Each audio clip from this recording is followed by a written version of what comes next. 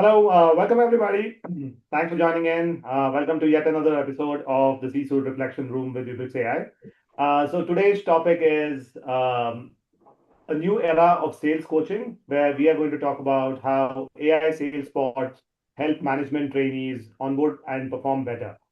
So, for those of you who are joining us for the first time, so in this show, we invite a guest who is an expert in a certain topic, and we talk about a trending topic which benefits our viewers. So today's guest is Mehul Gupta. He is a vice president and senior HR business partner at Kotak Mahindra Bank. He is a seasoned HR leader with a lot of experience in talent development, capability building, and workforce transformation. He has handled large-scale onboarding and readiness program for early career talent. He has a lot of expertise in the banking sector, and we are very eager to hear his insights on how modern talent strategies intersect with performance and scale. So, Mehul, very welcome to the show. Thanks, Maxim. Thanks to you and the entire Eubrics team for inviting me for this. I think more than HR per se, I think I'm more excited. How AI is actually shaping all the industries and specifically HR field also. The way we train, as you said, it's really interesting to know, and obviously next half an hour or so would be very interesting. To for me also to learn a lot of things from our guest and from you. Absolutely, Mehul. So, like you rightly said, so there's a lot going on in the HR space as well with AI, and AI generally is tapping into a lot of different industries, pretty much all the industries. So, we would love to hear your thoughts on how this is working, especially in management trainees, and how it is influencing and making a difference for the organization's outcome. Mehul, what we can start with is help us understand today, how does a management trainee onboard an organization, right? And what is their readiness typically when they enter the organization? How ready are they? What are some of the challenges that they face in terms of their readiness? Yeah, Maxim, if you see across industries, and specifically I'll talk about banking for now, but having worked with different industries, I can tell you one thing that all the industry leaders right now are struggling with talent, right? So they want to get right talent onboarded.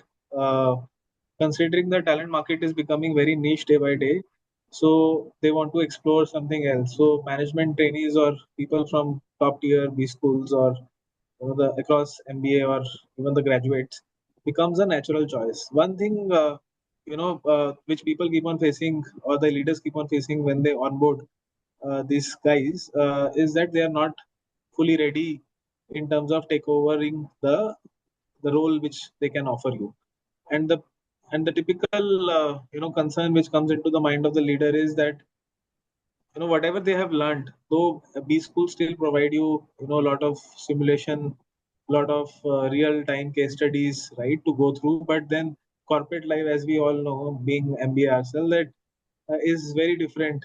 When you deal with a lot of stakeholders, when you deal with actual products, actual clients, right, real time scenarios which you usually can't learn from case studies or from the bookish knowledge. So I think that bridging the gap of a management training coming out of from B school to a real time corporate is something which leaders keep on struggling or HR team keeps on struggling.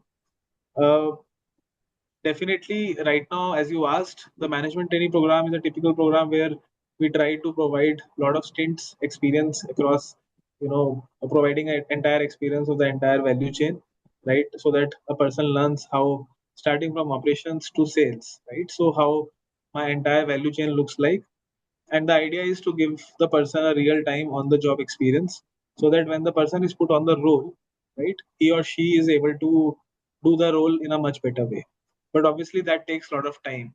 uh, you know so that is one piece, and second, obviously we are not sure that even after doing all that, until unless the program is properly stitched.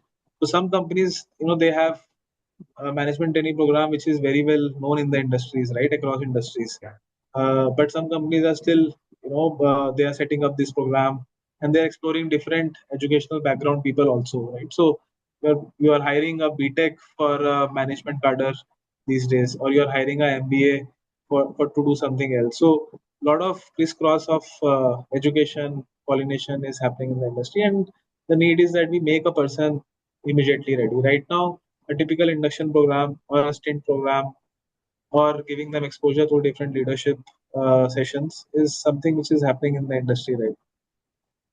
Got it. Got it. Yeah. So Mehul, I think that is a common challenge that we hear, that people come with an understanding, but they are not really ready or fully prepared to apply it at their job, right? It takes a little bit of Right. experience, it takes a little bit of onboarding, and it takes a lot of time as well. So Mehul, can you help me understand? How does this program go? So now, if you're doing an induction program, how is it done on the ground? Is it done via classroom training? And how does it work when there is a reasonable amount of volume, right? Is it done in batches? Is it done? Are some sessions done one on one? And what are some of the challenges that come with this form of training? And how long does it take? And once the whole process is done, how ready are they after that? Or do they rely a lot on real world experience itself to learn, right? So how does the whole induction to readiness work? See, management training programs, that's my take completely, Maxim. But it is kind of positioning. So on one side, we want to hire a young talent to come and take up the larger roles, but also parallelly, it's an employer branding exercise also for any company, right? So you are hiring a person from a tier one college. He or she will obviously have some feedback for you back to the campus. And when you're hiring from top colleges, you have people sitting at top positions for those campuses. So a lot of stakes. When you hire someone from a top college, it's not that easy that you just hire someone and put them on the job and then you don't give them experience. So a lot of onus comes onto the employer, right, to provide a best in class experience, because these guys then go back and talk to their batchmates, right? So that is first point. In continuation to that, I think hence it becomes very much necessary that you provide them best in class experience and make them ready.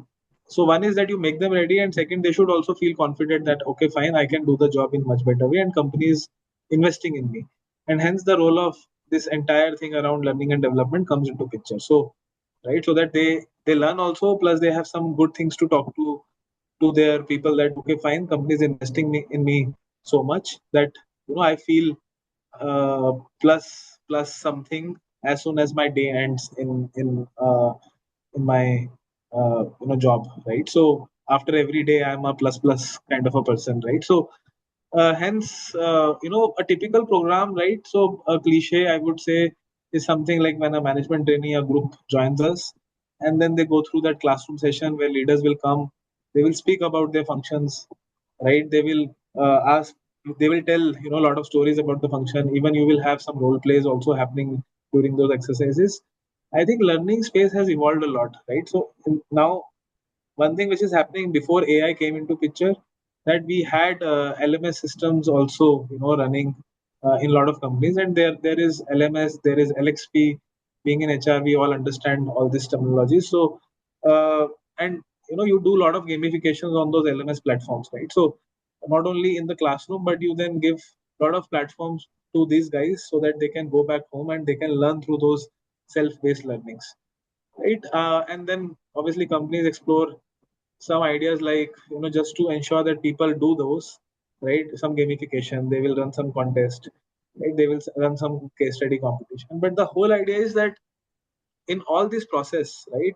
If I go back to my MBA days, a typical Kirkpatrick model where you evaluate the efficiency of a learning program, right? I have 5 6 competencies on which I want to build a management trainee so that he or she becomes a, say for example, a area manager or a zonal manager, right? Can we say confidently that after 1 month or 2 months, depending on company to company, some companies have 1 month program, some companies have 3 month program, and some companies they have 1 year program as well, right? So and as I said, it's not only about training them, it's about putting very honestly, it's about branding your program also, right? So that how what kind of experience you're providing them. But having said all this, our as a HR, we are sure that after whatever time we have said, are they ready to take up the role? The answer is obviously, I mean, I would say yes, but can it be better? Definitely yes. So we need more calculated answers that, okay, fine, if I've done XYZ for this guy, then he or she will be able to do a job in a much productive way. And hence, my business leader will have much more confidence to take a next batch, maybe next year, in his or her team. They'll be able to take a bet on a management trainee rather than hiring a lateral from outside. So I think that entire space on evaluating your entire learning program in terms of efficiencies is something which is still a answer which is not available in the market right now. Right, right. So you may you bring up an interesting point, right? So once the whole purpose of training is to get them ready and for them to drive impact on the ground, right? How do training programs measure this ROI today, right? And how has it changed with the whole advent of AI, with so much of scalability, personalization being possible, right? How has that changed? Has it or has it changed even? Or if it has changed, like what are the different ways that leaders are looking at it, especially for management trainees in the banking sector? Yes, so I'll give a real-time example, Maxim, and I think I was very glad to partner with Eubrics in this exercise, right? So, before coming to my example of Eubrics, I'll say that learning ROI has become a major agenda right now for most of the HR professionals also, and even the business teams also, because a lot of cost goes into all this, right? So, one ROI is definitely whether the person is becoming productive, or second is whether the person is learning something new, or in terms of competencies. Before we started the program, he was at a particular proficiency level, and after the program the person has, is like P1, P2, P3 in terms of proficiency level. So if he can measure that, obviously there are some hard elements like, you know uh, are your management trainees or your employees who are joining us, are they at writing, infant attrition is high, low, are they able to settle in the job faster or not, and whether you are able to reduce the time of a person who has already left, and at his place you are hiring someone else, right? So my productivity time, which usually takes 6 to 9 months for a fresh person to come and to perform at that level, can you reduce that productivity time? So that is maybe another ROI. Coming back to the exercise which we did, right? So I'll briefly talk about it.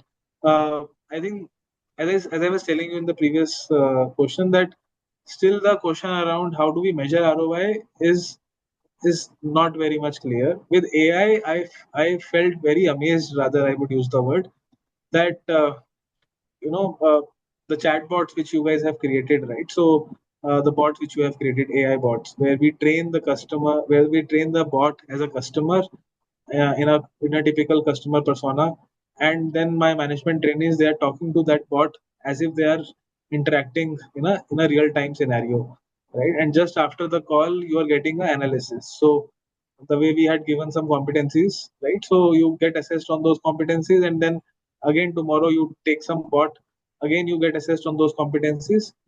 End of 15, 20, 30 days, right, I had a proper chart for every management trainee that on a particular competency where have they finished, right? So from where they started and where they have finished. So I think this entire assessment, and if it gets validated by the managerial feedback later on, I think it's like cherry on the top. So I think that this solves a lot of problem, because it helps me to achieve scale, right? I can do this entire thing through AI, and we have seen a lot of things happening. People are using Copilot, ChatGPT, and other AI tools, right? And many leaders are speaking right now, even in media, that we should use AI, and things have become easy.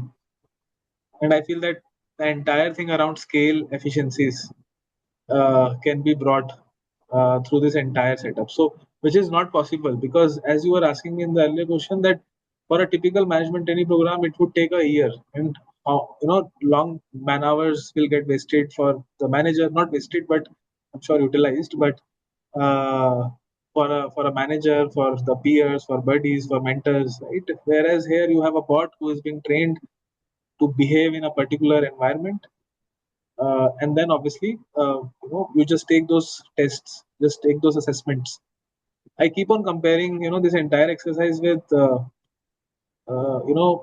way we train our pilots. Right? So the pilots usually not get trained in a classroom based sessions. They Exactly. get trained in a real time scenario. A dummy plane will be kept there, and then they will get trained so that you get the assessment report how they are able to fly. At least in some movies, I have seen that. So and this environment gives you a real time scenario that whether my pilot is ready or not. I think that is the best validity of any assessment center, and that's how AI will change the space. That's my view. Right. Right, Mehul. So thank you for that. Mehul, I think our idea to bring this form of readiness for sales or whether it is for management trainees, our whole idea behind this was putting them on the field, right? At least virtually. So that um, once you're able to understand what needs to be done, transformation of that to doing what needs to be done is very important, and that is where we feel like a lot of training programs or the classroom trainings have a gap, and that is why it's important to bridge that gap. And usually this the way this gets solved is they understand everything, and then when they go to the customers, their first set of customers end up being their practice for them, right? So Yeah, which creates damage in terms of revenue, leaked revenue, in terms of yeah, customer satisfaction, the brand value that you have, right? And when you do this in masses, when you're hiring a lot of people at scale, this problem just compounds, not just for the reason that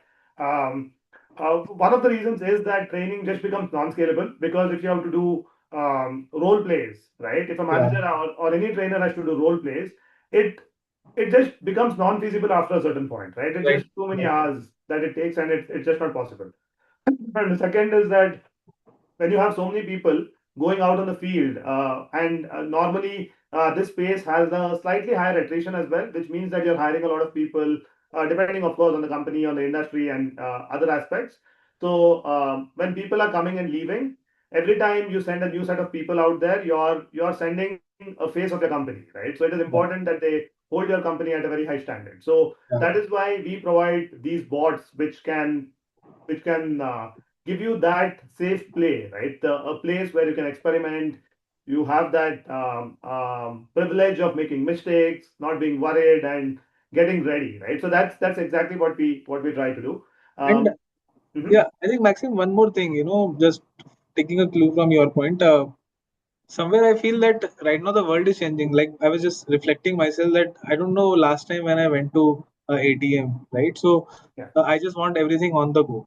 And similarly, a management trainee or any salesperson who is very busy driving revenues, driving sales number, the person also wants everything on the go, right? So the entire learning space also has to change accordingly. Gone are the days when people will come to your classroom sessions and they will spend those 2 3 days, right? And without and those sessions are usually one way street. Sometimes you will build some role plays and all and it will become something interesting, but as we discussed, the ROI is not being calculated.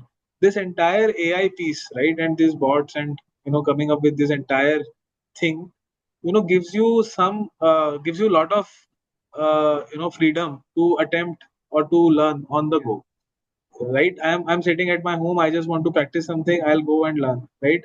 I'm on the field, I feel that I want to improvise my knowledge, I'll just take something on the go on my mobile and just I'll learn a lot of things, and I'm getting an assessment report which further gives me confidence. It feels like I'm attempting a cat exam. So I'm taking a mock test, yeah, immediately I get my report and I know what to study and what not to study. So that gives a lot of confidence to me, and then obviously to my manager that okay, fine, I'm investing in the right thing, uh, which is saving my time, which is making me more confident on the field, and I know what areas to attack. How do I, upskill myself to take myself to the next level? I think a lot of benefits. If you see, the only thing is that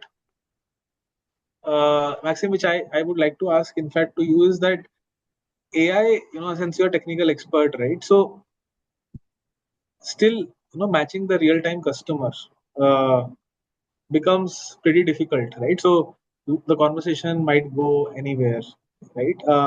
We have realized that in Modi ji speaking in one of the conference about ChatGPT and the person was not able to recognize whether it is left hand or right hand, right? So there Right. are Yeah. some nuances which are still there in AI.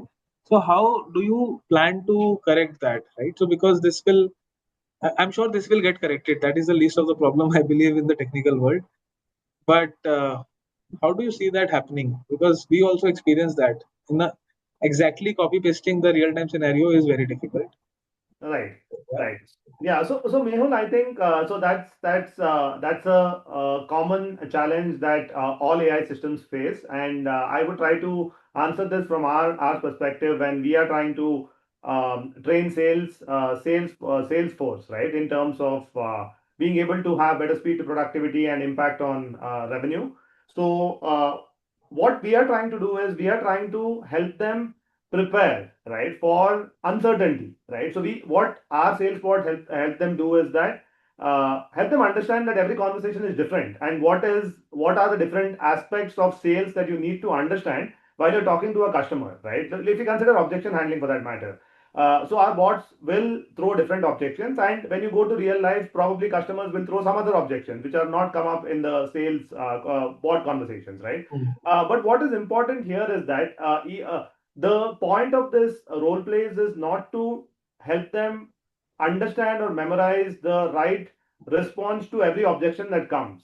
It is Mm. to build that muscle or to build that skill that you have to actively listen, and you have to be able to navigate any objection that is thrown at you, right? It Yeah. is just Yeah. preparing for uncertainty and for preparing people to go off script, right? Yeah. Because sales people typically go by the script, which doesn't really work, right? So Yeah. yeah, you can consider this like a sport, right? So if you consider this like a tennis player, right? If you consider Djokovic, Djokovic's coach will never be able to train him to play against a Federer or a Nadal, right? Yeah. Yeah. So he can only predict. He can train him for that uncertainty, and on the field, it's up to Djokovic. But because of this training, that different scenarios is thrown to, right? He might still go on the field and not be successful, but he's much more prepared to secure a win, right? So that's exactly what we try to do. We prepare Mm. you for scenarios, we build your mental muscle, we build your sales skills, and then we leave you on the field, right? And the best sales people just pick up those necessary skills, necessary attributes of selling, and then they are well prepared to handle it for every scenario. So that's exactly how we are trying to approach it. Okay. Okay. Yeah, I think that's very interesting, and I'm actually waiting that how it unfolds because this will solve a lot of problems. As we speak, you can design the entire training agenda just by putting some keywords on Copilot or ChatGPT. So I think we need to augment the way we are working right now, and this will play a very important role, definitely. Exactly, and I think as systems are advancing, they are becoming more and more real time. They are expanding in terms of capabilities. They are able to be even far more nuanced, right? AI is becoming more and more human like. So and at a very fast pace, right? So looking at the pace from where AI has picked up, it has been like really exponential. So we do believe that whatever advancement happens will also be very exponential, and what the art of the possible is very large from here, right? So that's maybe it would be able to simulate a real customer itself, right, where if you're able to tell that, hey, I'm going to talk to this person today, Yeah, and this is the LinkedIn profile of this person, right? It may be able to really be very close to what a real conversation might be like, right? So those are the things which are possible, and that is what we are looking forward to as well. Yeah. So Mehul, I think in addition to this, right, what do you feel are some of the challenges that come with AI beyond the product itself, right? When you're looking at a sector like banking or insurance or anything which is very regulated in its nature, what are some of the challenges that come for implementation of the AI, both on the ground from a technical standpoint as well as a people standpoint? I think from banking per se, Maxim, I think the entire thing around uh, maybe data confidentiality is one thing which comes into picture, right? So how do you ensure that your data is not flowing out, right? Going back to the business side of the banking, right? I see people analyzing all the credit assessment memorandums, right? We call them CAM, right, on AI, right? So I mean, as HR professional, we have seen people using AI, right? And that is obviously, so first challenge is obviously what kind of data is going out, right, and what kind of data we are analyzing. Second is, I think training people to adopt AI in a much sharper way is something every company, at least in banking or specifically to my company, I would say is the focus area, because we want people to adopt AI in such a way that they can augment or they can upskill whatever they are doing right now. So all your basic level thinking, right, or some ideation can be done at with the AI. But then the whole idea is that how you can apply some human angle or some that softer angle to the entire piece which is being thrown to you from AI. So that is something which is another piece we need to ensure that is being taken care specifically to banking. Uh, and another thing which I feel is the way and it's easier said than done, but the way you shift your mindset, right? That Right. uh, and it's, I mean, we saw TCS still fighting and giving some claims around 12,000 job loss and all those things, but I'm saying that entire mindset has to shift, right? We also have people who are as I said, that entire learning piece which we have been discussing, how you can utilize AI to make your learning intervention much sharper, much better. That is one proposition which we are trying to do, or which any other company is trying to do. Another option is that you just consider AI as a separate entity altogether, and then you don't integrate them well, which becomes not so useful for any one of us. So, how do you integrate AI in the day to day, in every process? Right. So starting from business where we are analyzing our grants or camps, right? Credit assessment memorandums, or to the HR piece. Training people, as I said, the data confidentiality piece, and shifting the mindset, bringing that entire cultural change in the company. I think these three, I would say, would be the biggest challenge for now. Got it. Got it. So cool. So this is very thoughtful, Mehul, and yeah. So those are definitely compliance, getting it to be a cultural fit, getting people to use it, and getting that seamless execution on the ground is something which are top challenges. So Mehul, as we approach the final few minutes before we pick up questions from the users, so for our viewers, please feel free to drop your questions because this LinkedIn takes a little bit of time to for the questions to populate for us and be visible to us.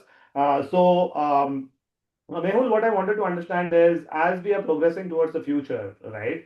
What would be your suggestions for HR leaders or business leaders, sales enablement leaders, right? As we are moving through this whole exponential growth of AI, what are some of your recommendations for people to make the best use of it for themselves and for the organization? And this is an interesting one. So I think first step is to start using it. Right? It really makes your life simple. Right? So I'll give you my one example, which I keep on telling to my team members. So this happened to me. So I wanted to save some contact numbers of around 5,000 people, right?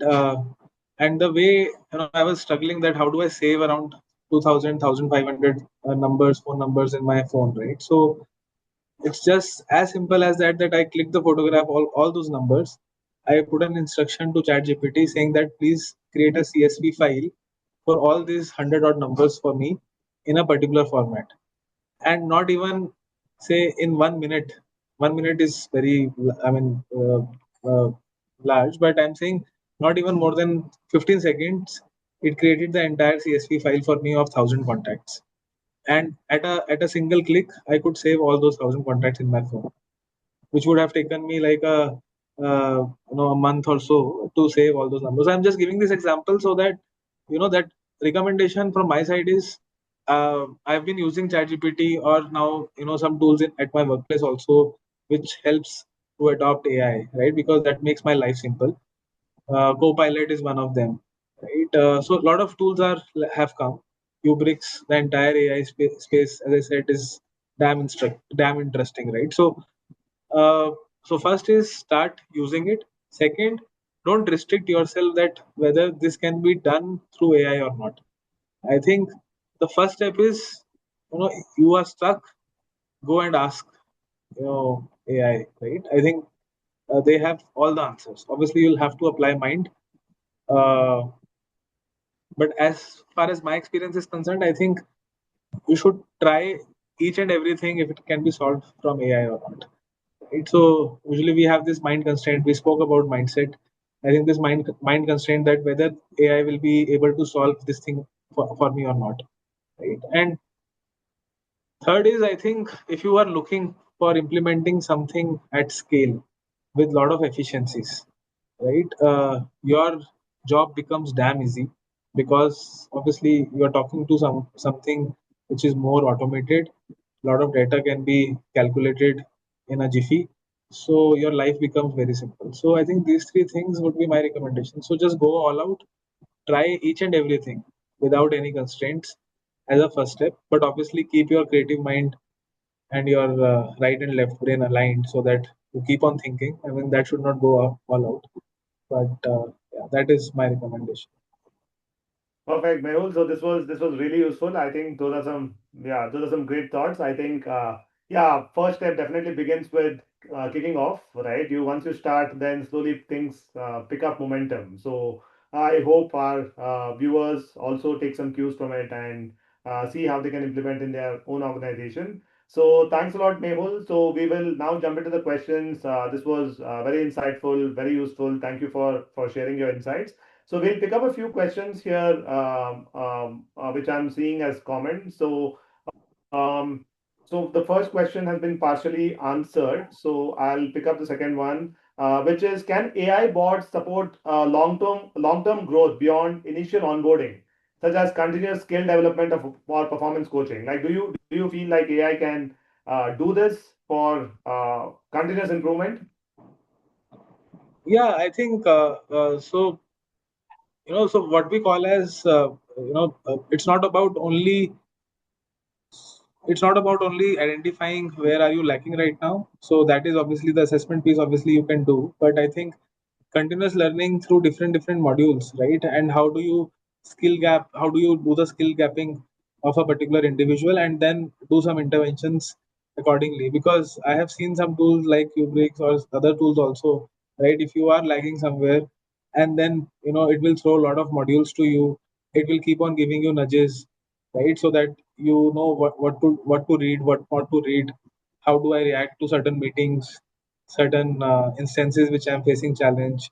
There is a concept called as AI coaching also these days, right? So, I mean, you can just talk to someone who can coach you. I mean, that is something which is damn interesting, right? So, and that data can be further utilized for a lot of other things, right? And I mean, I'm saying that the entire space is changing. So, not only for that particular instance, you can analyze. If you have data, you can use it for n number of times, and that n number of times can make you better only. It can't obviously make you worse. So I think if you have data, then obviously it will make you better, and with AI obviously the things become much easier.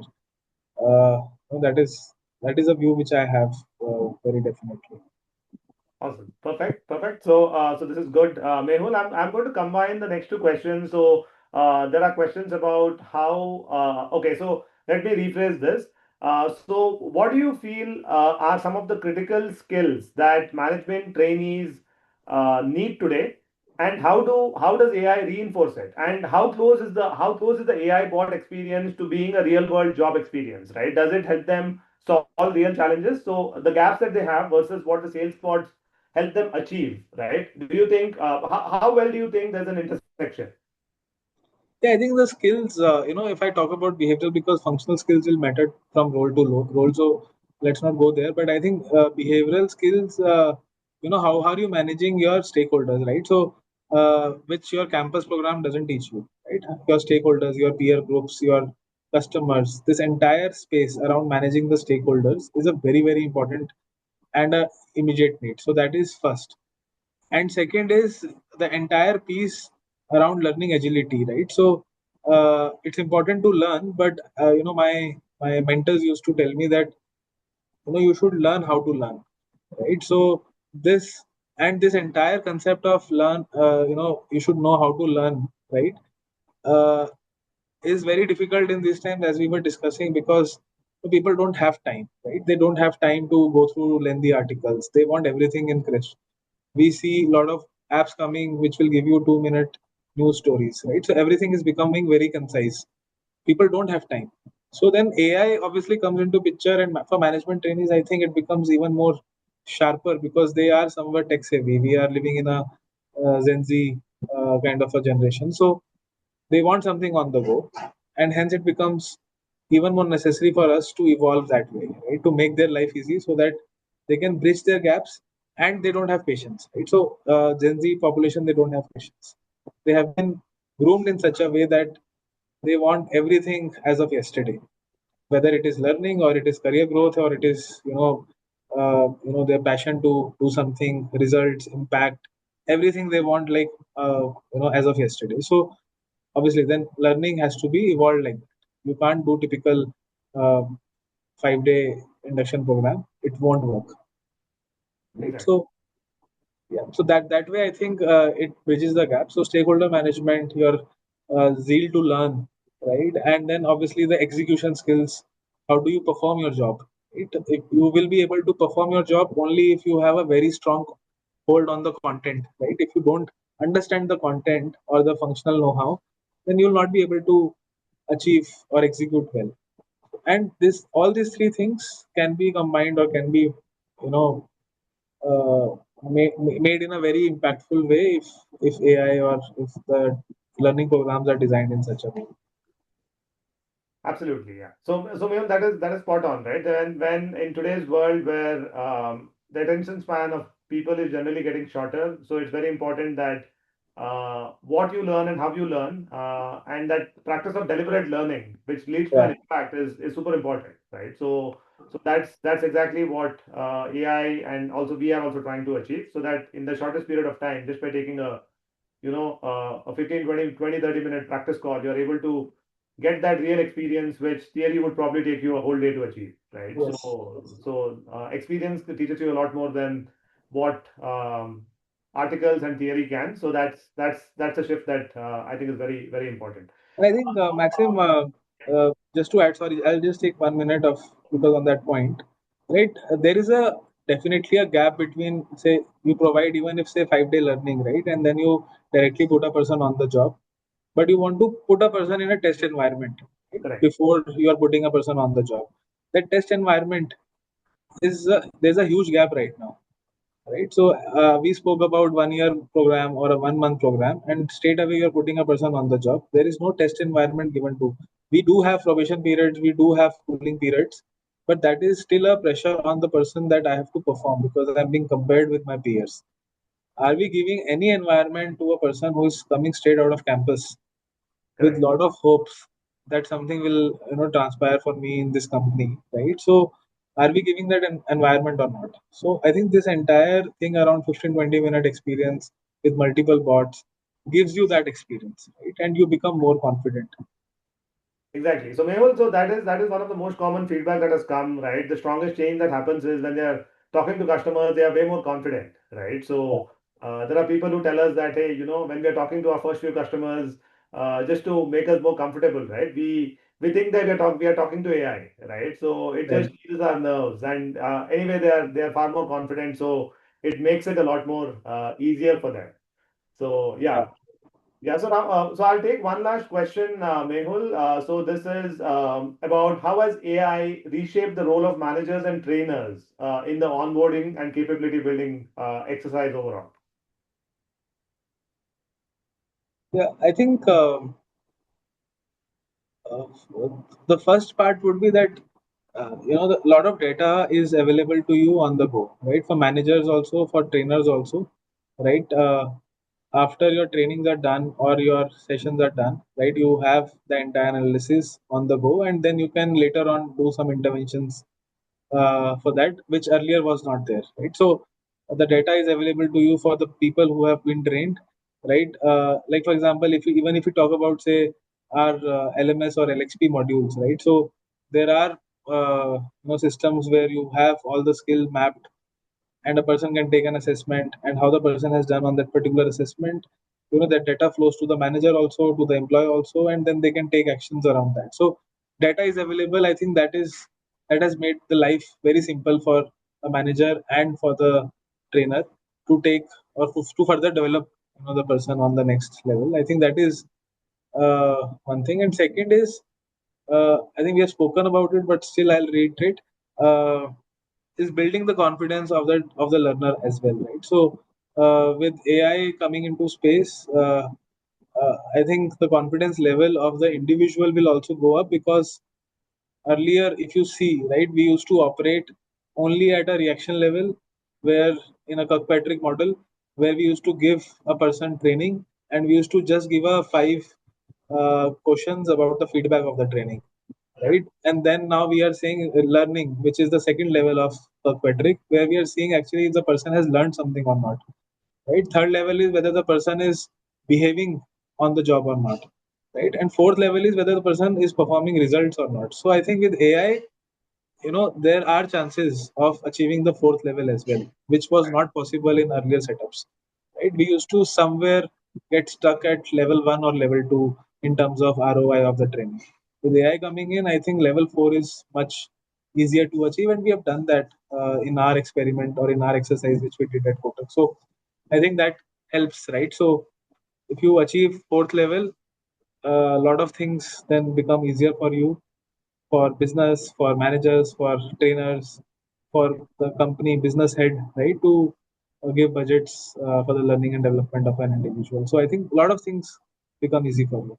Exactly, exactly. So Mehul, that's so true, right? So it is from moving to a mode where feedback was tracked on paper or over scattered sources to plus the whole effectiveness of a program being based on perception of people, right? How Yeah, does that specific trainer feel this yeah, trainee is, right? yeah, The elimination of these biases, right? And moving from all that to something which is data driven, where there is pinpoint data on that this is what you're doing, and which is based on an experiential learning is something which makes a lot of difference, and AI has achieved that. Even for us, right, we whatever we try to do, we try to start from a Kirkpatrick level 3 itself, right? So the yeah, impact that we try to hit is at least at a level 3 and definitely at a level 4, right? So and yeah, with AI becoming more and more advanced, I think level 4 would be something which is very it is almost in our hands, right? So